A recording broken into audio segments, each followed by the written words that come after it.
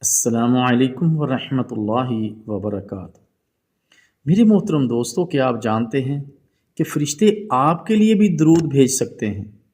رسول اللہ صلی اللہ علیہ وسلم نے ارشاد فرمایا، جب تک تم اپنے مصلی پر جہاں تم نے نماز پڑھی ہے بیٹھے رہو گے اور ریح خارج نہ کرو، یعنی تمہارا وضو نہ ٹوٹے، تو فرشتے تم پر برابر درود بھیجتے رہتے ہیں۔ اللہ اکبر۔ اور وہ کیا کہتے ہیں؟ اللہم اغفر لہ، اللہم ارحمہ، اے اللہ ان کو معاف کر دیجئے، اے اللہ ان پر رحم کیجئے۔ صحیح بخاری۔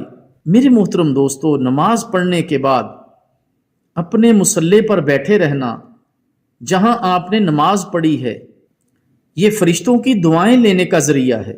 اللہ تعالیٰ جل شانہ ہمیں عمل کی توفیق عطا فرمائے۔